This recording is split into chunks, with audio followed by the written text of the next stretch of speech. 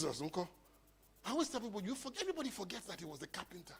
Do you think his chairs wobbled? Do you think when he came, he said there was no light? I can't deliver on Saturday, sorry.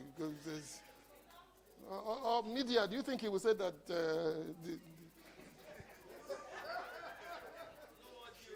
No audio.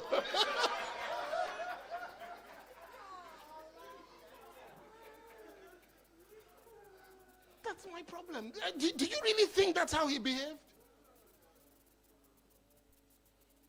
You see, sometimes I think we just put. I think Kule said it earlier on. If he's on earth with us, he will have a website. He will have a blog post. He will have a YouTube channel. By the way, you think he would travel first class on Virgin Atlantic? I think he will. You say why? Because he traveled on the best possible vehicle that time, a donkey. Well, what's wrong with you? Why do you think there are two separate things? There was this Jesus that light was shining from his hair. Everything he did with excellence. They had to respect him. Am I making sense? They had to respect the work of his hand. The Bible says, see a man who is diligent in the work of his hand, he will not appear before mere men. Every biblical hero was more than their task. God always reveals calling above occupation.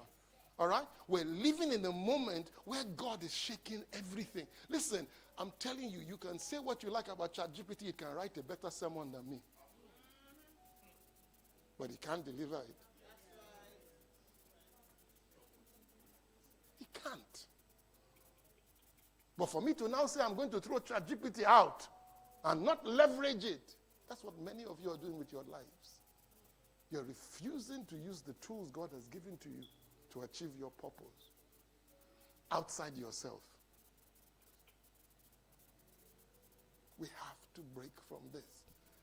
And so what's happening to us is that the world has shifted, but the church just stands still.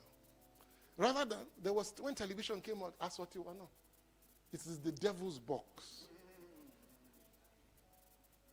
When the internet came out, we didn't do anything.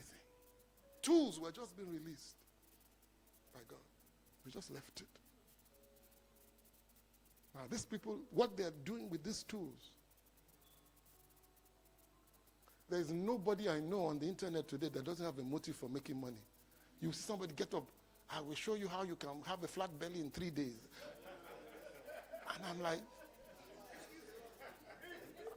let me show you how to make 7 figures in 1 week. If you were making 7 figures in 1 week, why do you need to show me?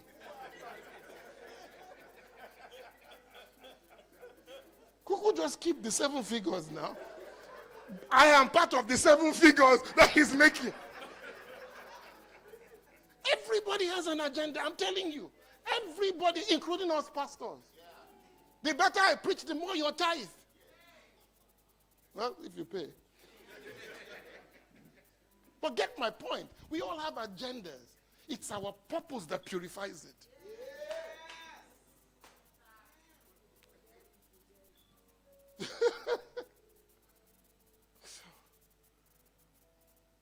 Technology is separating those who know their calling from those who only know their tasks. And that's why people are uncomfortable about AI. They don't know the difference between their task and their purpose. So they feel threatened. They think AI can take over that. No, AI makes your purpose better, more efficiently delivered.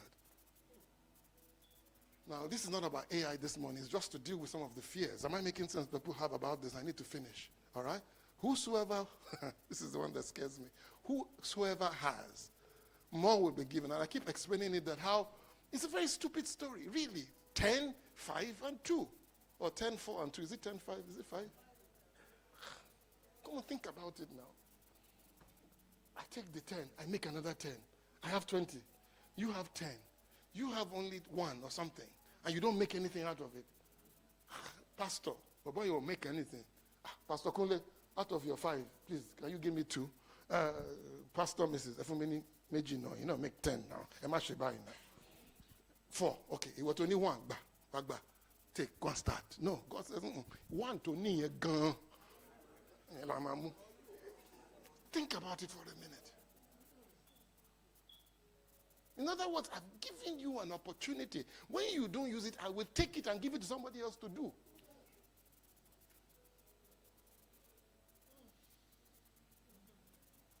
And so church has become successful. No, you have been called for purpose.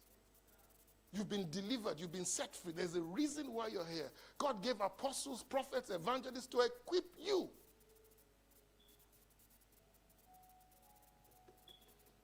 And so when churches become about roles, when they become about roles instead of revelation, they lose their relevance. I told you about the guy in Ukraine who started, was it the protocol department? I can't remember what it's there. Security. Came to church. The church, brand new Christian, didn't know anything about it. Came in, somebody like what they spoke about protocol today. Somebody, we need the holy police outside. The guy said, why not? I know about these things. He just sat down. He designed the church. He designed the church security system. He set it up. One of the bankers in the church said, okay, this your organization is fantastic. Can you come to the bank and set it up? Someone else, and then that's how he became a global brand in Ukraine, by simply connecting his tools to his purpose. There are people who run schools, who were in children's church, who started in children's church. All they learned was how to look after kids. And so they said, we can take this into schools. We can do this. We can do this. We can do that. And all of a sudden, what is happening? Purpose now begins to get bigger because God, this church is too small for you to execute what God has called you to do. Let's finish. I've got to stop. God is raising people who know why they exist and not just what they do. Tools will change, but your calling will not change.